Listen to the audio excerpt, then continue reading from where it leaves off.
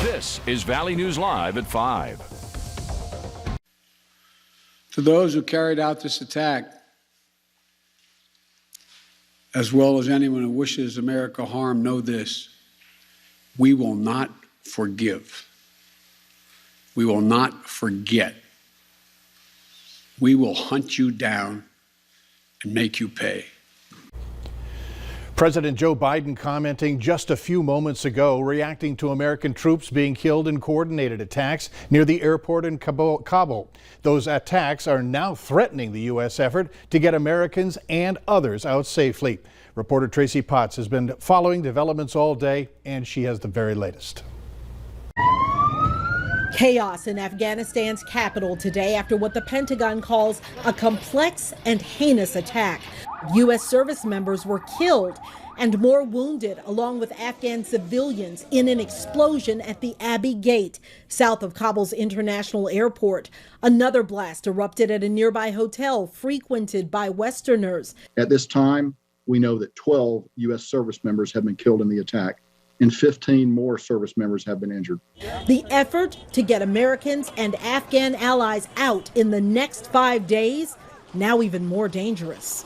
Let me be clear. While we're saddened by the loss of life, both U.S. and Afghan, we're continuing to execute the mission. President Biden briefed as the attack unfolded during his national security meeting, his biggest crisis yet. The U.S. suspects ISIS-K terrorists. The threat from ISIS is extremely real. We believe it is their desire to continue those attacks, and we expect those attacks to continue. And we're doing everything we can to be prepared for those attacks. As more Afghan refugees arrive in Europe and Washington, options are waning to safely extract the Americans left. The latest violence fuels growing skepticism that the U.S. can exit by August 31st. We cannot leave a single American that wants to leave in Afghanistan, so I would extend as long as necessary. Tear gas used to clear crowds before today's explosions. Crowds of Americans and Afghan citizens desperately trying to escape. That was Tracy Potts reporting. U.S. Senator Lindsey Graham says that the U.S. should retake Bagram Air Base. Abandoning it, he says, is the Biden administration's biggest mistake. Locally, North Dakota Governor Doug Burgum released a statement on the attack saying our military forces have served in Afghanistan with honor and courage and continue to do so as they work to evacuate U.S. citizens and American allies from this chaotic situation. Meanwhile, Minnesota Governor Tim Walz says the state has already welcomed dozens of refugees and they're expecting more. He says Minnesota has already welcomed 35 Afghan allies and expects another 35 very shortly. Certainly no complaints whatsoever about this morning's slow and steady rain. However, our storm team has been hearing reports of some strong winds. Let's get the very latest from meteorologist Nathan Hopper. Nathan? Yeah, thanks, Mike. Most of those strong winds and severe storms were in the southern valley today, but our first alert weather day for today definitely brought some punches in our southern neighborhoods with those winds. This some wind damage from the Wolverton area. Debbie uploaded these branches just strewn across the property there. Thanks, Debbie, for sharing this one with us. And then another one of Lake Ida. There's some whitecaps on Lake Ida. The wind's so strong out there. Rick Julian captured the wind whipping up that water and creating those whitecaps. Here's some of the peak wind gusts we saw this morning, I should say. Morton and Wolverton, the big winners, the end-on sites there, reported 58 and 57 miles per hour respectively. Then in Park Rapids measured 55 miles per hour for that peak wind gust. And then in Tenney, Wadena, a little bit less, but still breezy nonetheless in the Tenney and Wadena areas with those storms as they pushed their way through. Some rain totals so far with the rain we've saw mostly leading up to and through this morning. The Cullum area 1.8, Verona 1 1/4, an inch there in Edgeley, and we are still seeing some rain coming down in a few spots, so I do still expect some additional rainfall reports to come in. But of course, Mike, the end of the business week is here. We'll break down Friday's forecast and the chance of some severe storms on Saturday in a few minutes. Still nice rain. That's right. All right, thanks so much. New at 5. It's only the first week of school, but tensions and anxieties are already high for many students in the Red River Valley. Some students say they want less homework and more therapy. Valley News Team's Bailey Hurley spoke with 2 local mental health experts who say that's not the solution.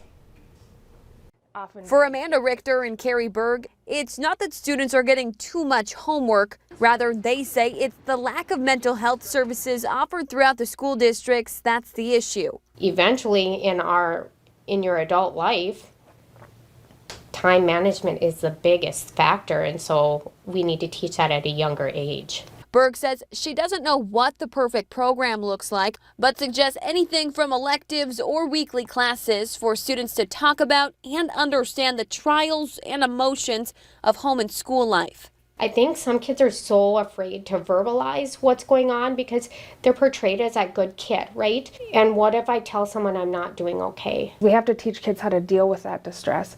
They have to build grit. They have to have drive. These are things we want our kids to learn.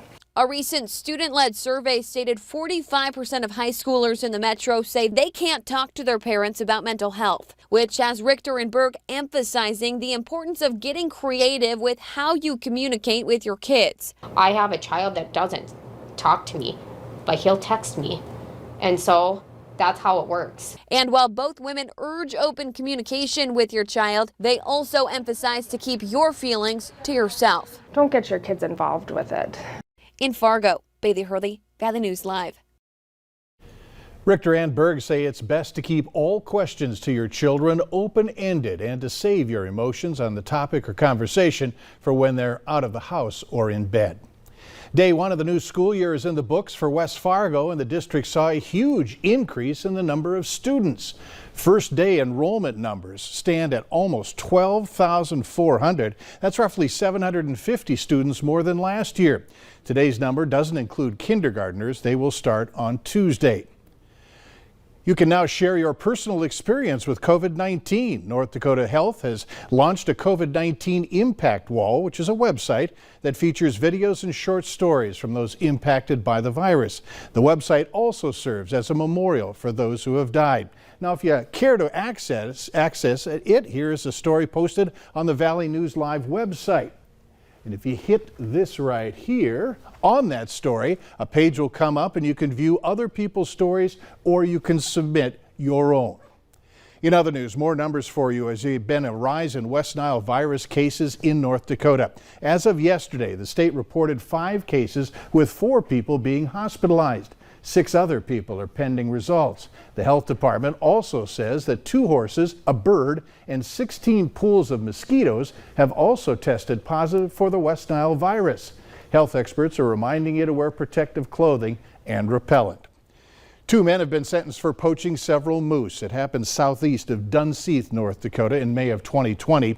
Wardens say that the moose had been shot and 2 of them were pregnant with calves. One of the men will serve 20 days in jail and pay $2,000 in restitution. The other faces 2 years of supervised probation. His hunting license has also been suspended and he must pay $5,000 in restitution. Police in Pennington County are asking for your help finding a robbery suspect. Officials say that the crime took place last Thursday in St. Hilaire, Minnesota. The sheriff's office says that the man appears to have had a revolver tattooed on his hip. If you have any information, you're asked to contact the number on your screen. Donald Trump is facing a lawsuit for his role in the January 6th insurrection. 7 Capitol police officers are suing the former president, Stop the Steal rally organizers, and members of the far-right extremist groups involved. According to the lawsuit, the officers were assaulted, tear-gassed, subjected to racial slurs, and feared for their lives. They say the defendants spread false claims of election fraud and incited violence against those who were meant to protect them. More than 140 officers were injured. The lawsuit named extremist groups like the Proud Boys and Oath Keepers. More than 600 people are facing criminal charges for their alleged roles in the riot. Check out this crazy video, a major fire destroying this building outside of Bemidji. The fire department saying they responded around 8:30 last night. 32 firefighters spent 2.5 hours with 11 pieces of equipment putting the fire out. The cause of that blaze still under investigation. Another big fire, the Greenwood Fire, that's in northeastern Minnesota, now covering nearly 22,000 acres. The power and unpredictability of a wildfire is now painfully clear to a handful of Minnesotans who lost homes and cabins. Emergency officials say that at least 12 homes and 57 outbuildings have been destroyed. Volunteers from the Red Cross set up a 24-hour shelter for people who have been evacuated. The Red Cross says volunteers are at the core of their operations, whether the disaster is big or small.